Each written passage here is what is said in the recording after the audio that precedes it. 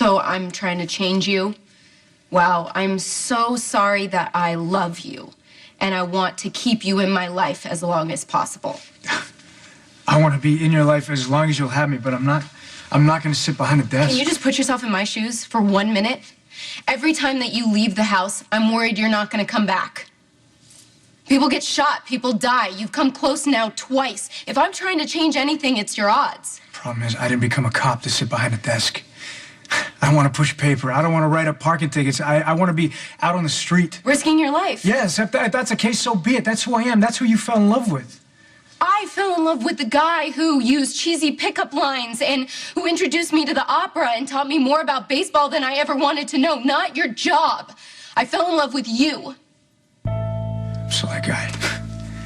I love the opera and baseball, and I got loads of cheesy pickup lines.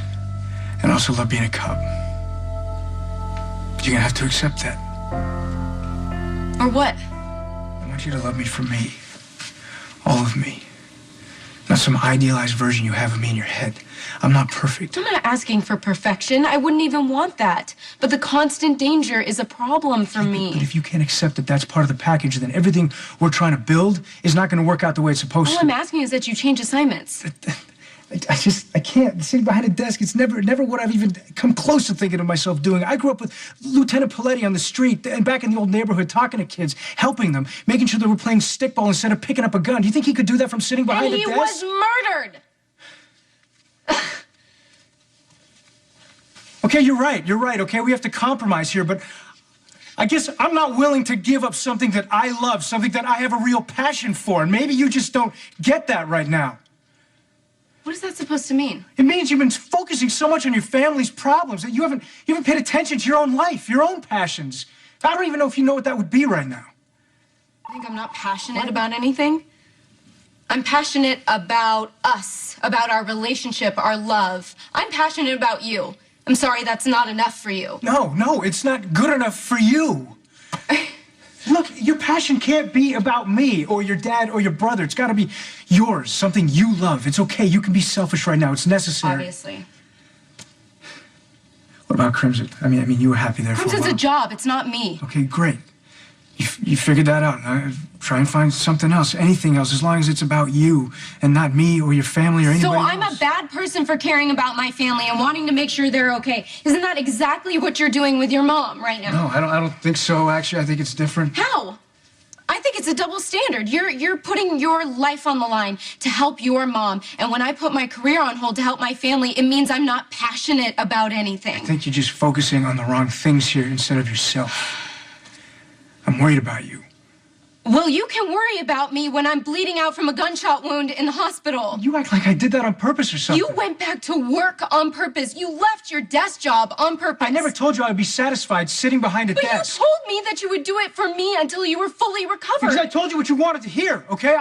I thought I could do it. I'm sorry, I can't. Well, you know, everybody told my mom what she wanted to hear for years, and they danced around the bad details because they were afraid she wouldn't be able to handle it. You're not your mother. Exactly. So stop treating me like I am.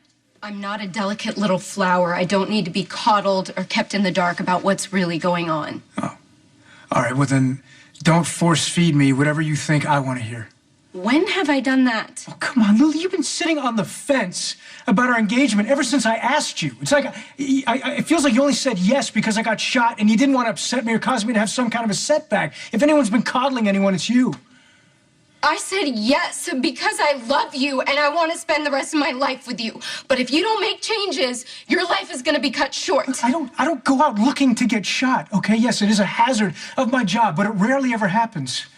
Obviously not for you. Right, because I've been shot twice, okay? And that's bad luck or whatever you want to call it, but most cops I know, they hardly ever have to take their gun out of the holster. Well, that's so lucky for their wives and husbands.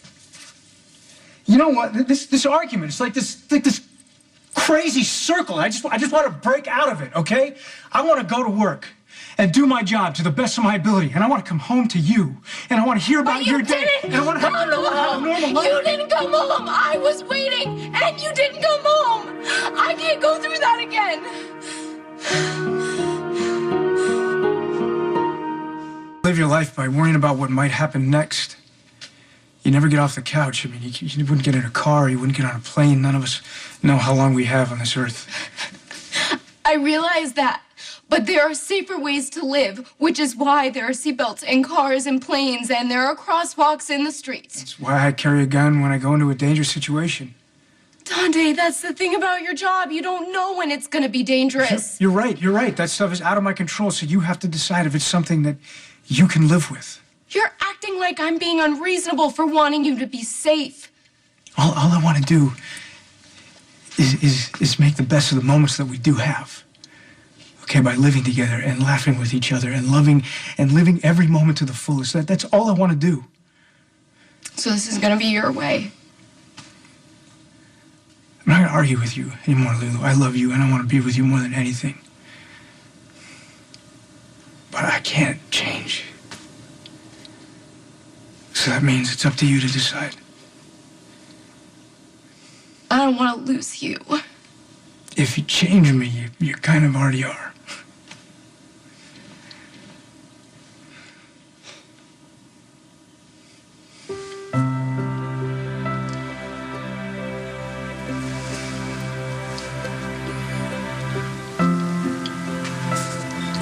Guess there's no need for any more ultimatums.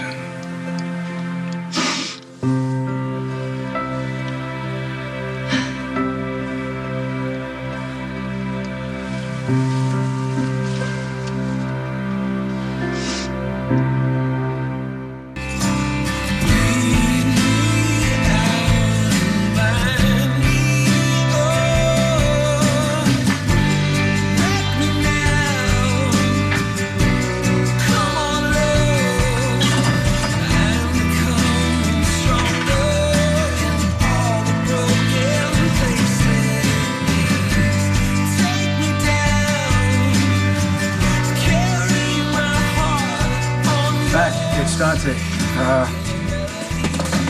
Look, I just wanted to thank you for putting me back in the Lisa and Al's murder. My health is good. I'm ready to get back to work.